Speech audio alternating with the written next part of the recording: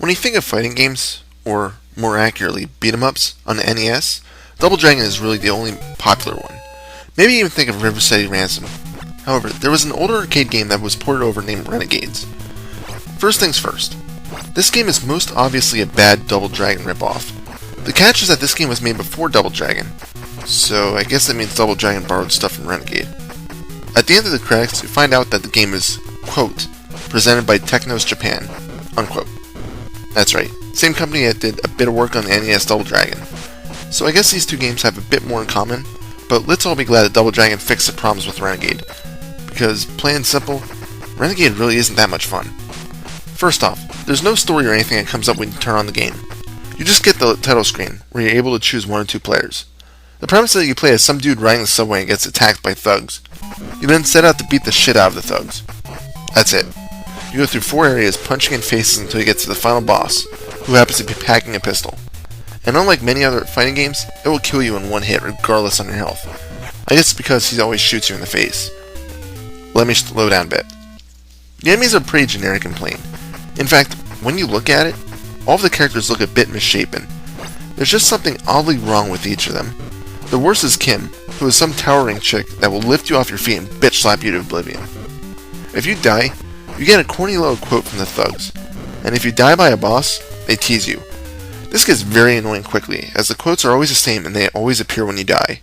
What makes it worse is that they're unskippable. But what the hell happened to Kim's face? I don't even want to ask. Sabu doesn't look any better. He kinda looks stoned. I thought stoned people were supposed to be mellow, not hostile. And even the characters during the normal fighting scenes have some pretty odd looks to their faces.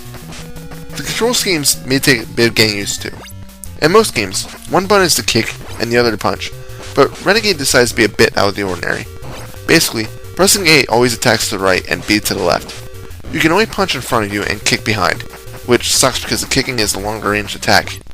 However, it does make up for some interesting fights, as you can be punching in the face of one thug, see someone sneaking up behind you, lift up your leg and kick him a few times to knock him down, just to resume using the enemy in front of you as a punching bag. There's other attacks as well. Pressing A and B at the same time does a jump kick. However, when standing or walking, you only jump straight up, making it utterly ineffective, because most enemies will just duck under it. If you're running though, you'll do a moving jump kick. It still often misses. So I typically only use this attack to clear myself away from the enemy for a bit of breathing room. You can grapple the enemies and do some pathetic looking knee attacks, or just shoulder throw them. You can also straddle the downed opponent and punch them. However, I never actually figured out how to effectively grapple the enemies, so I focus more on just basic punch and kicks. The other extremely useful maneuver I started using a lot near the end was the running punch, or more accurately what looks to be a clothesline attack. I used to do it so much at the end of the game I was expecting the character to turn to Hacksaw Jim Duggan. If you don't get this reference, just look it up. I'm not going to spend any time explaining it. You cannot pick up any weapons, although some of the enemies get to wield stuff. In fact, it seems that almost every scene has one enemy on the screen at all times that carries a weapon, and these weapons will knock you to the ground in one hit. If you can put these thugs out of commission first, that would be a best practice. Let me run down the levels for you quickly. Stage 1 takes place in the subway, so you attack the thugs that ambushed you. Its boss is a dude named Jack, and he'll be annoying just because here you'll learn that the bosses enjoy grabbing you and repeatedly punching you in the face. All of the bosses enjoy jump kicks as well, so learning how to attack without being countered comes early. The second level is on what looks to be a pure side construction zone, with cars and motorcycles just sitting there while guys with bandanas and pink jumpsuits attack you. Pink jumpsuits. Manly. Some of the pinkies wield what looks to be nunchucks. The coolest things about this stage is that at one point you actually steal a motorcycle, after kicking a few of the thugs off their own of course. Running the motorcycle is pretty simple, and your attacks are limited to kicking to the side of you. If you crash into the north or south wall, you immediately lose a life. This scene doesn't last too long, and unfortunately it's the only one like it in the game. You can get a turbo power-up that speeds you up and wipes out any enemy in your path, but it seems pretty random. The boss here is Joel, and other than the look, he has no different attacks other than a roundhouse kick. The third stage is the odd one. It's in a mall fighting ladies wielding purses and whips. I kid you not. What kind of bastard is this protagonist to have a ton of women attack you? The manual calls them Kung Fu women, but I don't see any Kung Fu at all in these enemies. Now let's just say it doesn't look PG if you grab them for some knee attacks. The boss here, if you take the right, or possibly the wrong, path is Kim, who is a giant who I've already described as being able to lift you up and slap you senseless. Before we go on to Stage 4, many of the levels, except for Stage 2, have varying paths that allow you to choose which room to enter.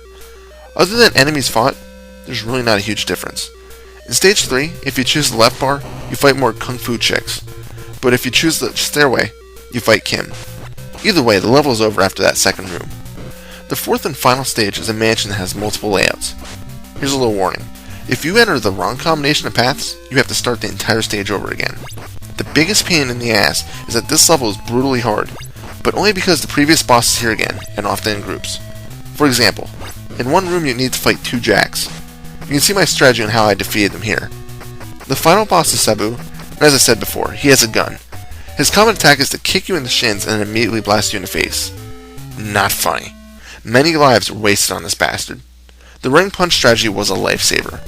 After you defeat Sabu, you get an ending. Wait, what? No, there's no ending. It goes from killing Sabu to the credits. Nothing. Nada. What the fuck? So what happens to our hero? Let's make something up here now. The police do an investigation, find out that although the original fight was in self-defense, the battles in the other 3 levels were just pure overkill and unnecessary, so he gets carted off to jail. He gets found guilty of murdering over 100 gangsters and is sentenced to death. There. Sure, it may be a horrible ending, but it's still better than what the frickin' game gives you. If you're having trouble with a stage, or just want to fast forward, there's a small level select cheat that allows you to move to the second or third stage. There's no code for the 4th stage. Sadly, this is actually in the instruction manual. They must have known that the game was going to be frustrating if they had put the instruction on how to do the cheat in the manual. There's also a few hidden power-ups you can collect, but they're so rare it's hardly worth mentioning. Apparently a hamburger will appear if you jump kick a wall at a very specific time. Again, all the power-ups are in the manual, and even the methods of obtaining them are there. There's also a few other power-ups, but the only one I noticed that did anything was a strength power-up that knocks down enemies in one hit. Another thing you may have noticed is that there's hardly any variations in the enemies you fight. Each stage has its own sprites, but there's almost no changes during each stage, making you feel like you're fighting the same thugs every time. It tends to get boring after a while, since every enemy fights this exact same way anyway. The music and sound effects are a typical early NES type. Jump kicks sound oddly high-pitched though, and the background music just seems a bit too chipper for a guy fighting for his life. But hey, that's just my opinion. At least Renegade's a playable game. It's not the best beat 'em up you'll ever play, but there's definitely worse games out there. But if you have the choice, just go play Double Dragon. Final score? 5 out of 10. This is Reaper. Happy fragging.